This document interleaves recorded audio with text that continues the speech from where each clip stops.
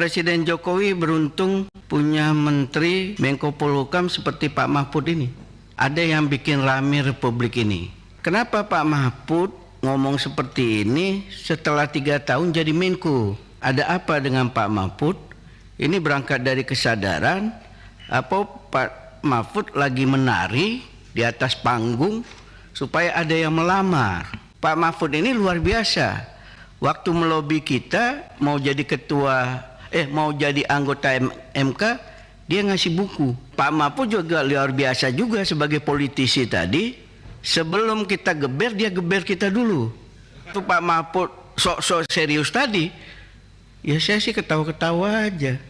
Belum lagi gaya Maduraan. Udah politisi, orang Madura. Ya buktinya begitu ada 2-3 kali interupsi, Pak Mahfud kemudian sadar, waduh dulu saya juga begitu. Waktu tempat duduknya di tempat duduk Pak Suding itu kan suka di situ dulu Pak Mahfud duduknya. Situ Pak Mahfud paling suka di situ.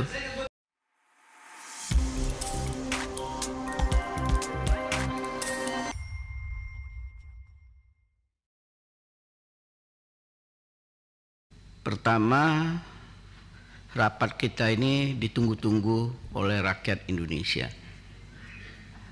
Karena triggernya Pak Mahfud.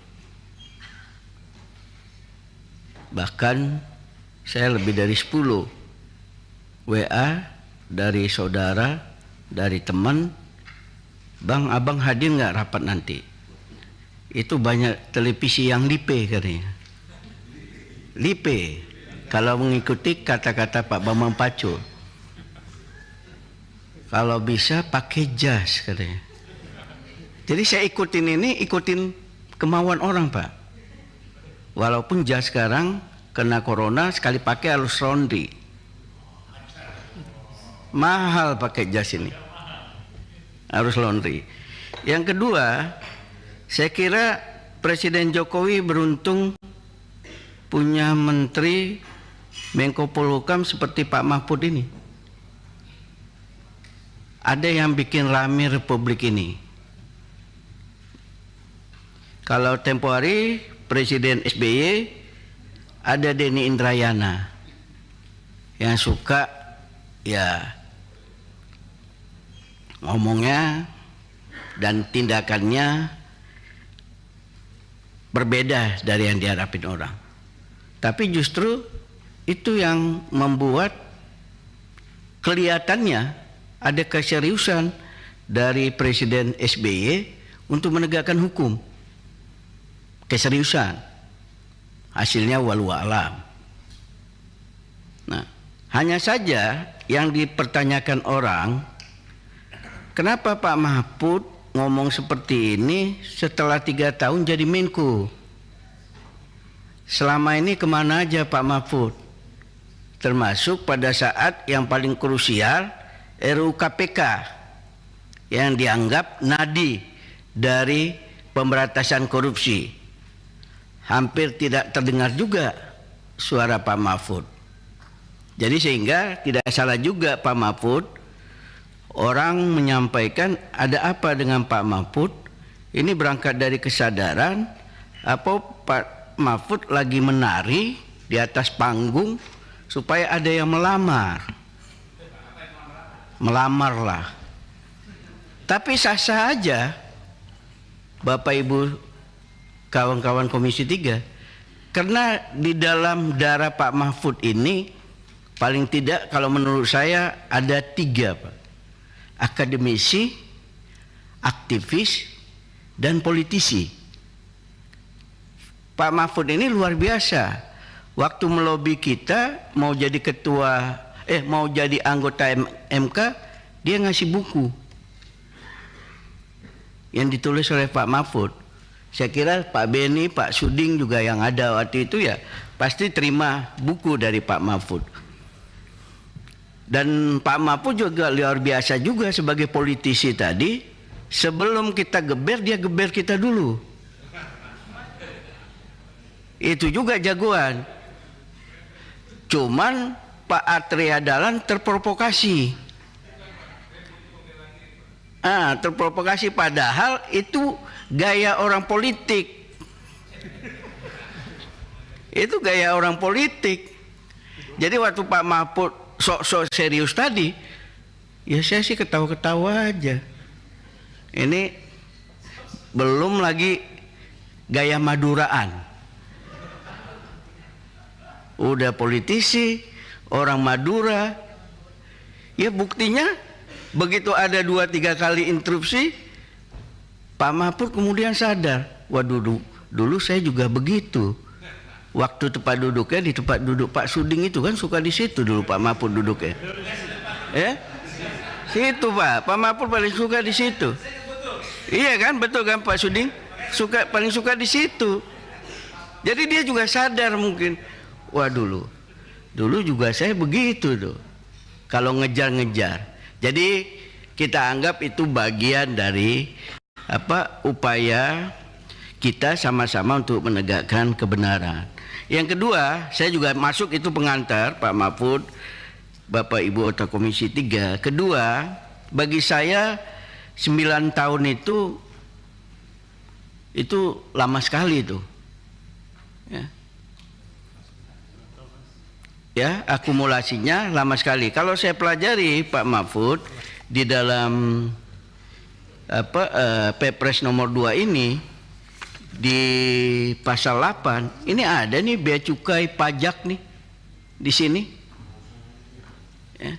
Dan di pasal sebelumnya, pasal 6-nya disampaikan bahwa minimal setahun sekali harus rapat. Nah, ini sepanjang perjalanan itu apakah nggak ada rapat, apakah tidak ada komunikasi, termasuk oleh Ketua PPATK, karena kalau kita lihat kan sekretaris merangkap anggota ini kepala PPATK. Artinya dalam sebuah organisasi sekretaris itu orang kedua. Nah tentu saja kepala PPATK menurut hemat saya punya kemampuan untuk berkomunikasi formal dan informal kepada instansi-instansi ini, termasuk yang ramai dibicarakan di Kemenku, pajak dan bea cukai. Nah, sebenarnya selama ini terjadi, walaupun kita tahu Pak Ivan ini kalau nggak salah kepala PPATK kelima Pak ya. Setelah Pak Yunus Husin ya, yang pertama kali, baru Pak yang kelima lah Pak Ivan ini. Bagaimana sebenarnya selama ini respon mereka? Kalau membuat LHH itu kan memang tupoksinya PPATK, dan ini kan juga baru hasil analisis, belum merupakan bisa dikategorikan sebagai sebuah tindak pidana menurut saya Pak, hasil analisis. Karena itulah Bapak sampaikan ke pajak, sampaikan bea cukai supaya mereka tindak lanjuti. Nah, keempat, saya tidak mempersoalkan 349, Ibu Sri Mulyani ngomong 3,2, tadi 3,35. Bagi rakyat Pak Mahfud, Pak Ivan, ini goalnya mau kemana? Ya, target dari Pak Mahfud sebagai ketua TPPU ini apa untuk kepentingan negara? Kita beberapa kali memang membaca bahwa Pak Mahfud menyampaikan kalau mandek dalam rapat-rapat, saya tweet. Ya kan sebenarnya tweet Pak Mahfud soal Sambo dulu bagus. Ya, hanya saja yang kurang dari tweet Pak Mahfud ini menyampaikan, nanti lihat di dalam persidangan ada kalimat-kalimat tidak senonoh. Saya tunggu-tunggu nggak ada Pak. Sidang Sambo dari awal sampai akhir. Yang anak-anak nggak boleh dengar katanya. Tapi apa yang dilakukan oleh Pak Mahfud menjaga itu, saya kira ya berhasil. Semuanya dapat sanksi hukum yang cukup berat, dan masyarakat memberikan tepuk tangan terhadap penegakan hukum di pemerintahan Presiden Jokowi. Karena selama ini titik lemah itu dianggap di bidang penegakan hukum. Nah, kemudian yang kelima, Pak Mahfud, dari hasil LHH ini, sudahkah ini juga disampaikan kepada penegak hukum? Bisa nggak disampaikan kepada kita dalam kesempatan rapat ini? Apakah itu sudah ke kejaksaan, kepolisian, atau KPK? Ya. Begitu rame-rame kasus ulun ya tempo hari, dan masuk TV pelah Pak Pahala Nainggolan, Deputi Pencegahan, ada rumus pada saat itu masih ratusan miliar. Kemudian Pak Pahala menyampaikan, kita belum ada laporan tuh, dia bilang, angka-angka itu. Nah, ini seperti apa, Pak? Karena penegakan hukum itu yang paling penting ada menyelamatkan keuangan negara melalui siapapun itu. Apakah pihak swasta yang Bapak sinyalir tadi, ya, ataukah ASN? Prediksi Pak Mahfud dari angka-angka ini, kalau saya tidak seperti Pak Mulfahri, mana yang benar Pak Mahfud atau Ibu Sri Mulyani, hanya mereka sama Tuhan yang tahu mana yang benar. Walaupun Pak Mahfud ada PPATK, tapi PPATK juga kan manusia. Jadi itu Pak, bagi saya yang paling penting, supaya kita tahu ada potensi keuangan negara yang bisa diselamatkan. Terakhir, kelima, Pak Mahfud, juga kalau ini punya potensi tindak pidana, pastilah punya ya, korupsi atau apa. Ini menjadi concern kita mungkin ke depan, menjaga uang atau barang hasil sitaan. Saya mendengar Mahkamah Agung akan membuat SEMA untuk ini. Nah, mungkin Pak Mahfud sebagai Menko Polhukam bisa juga menindaklanjutin, karena saya kira misalnya KPK menyita, kepolisian menyita, kejaksaan menyita, menunggu ingkrah sekian tahun. Mobil aja yang tadinya 500 juta kalau 5 tahun udah anjlok gitu. Rumah udah rusak.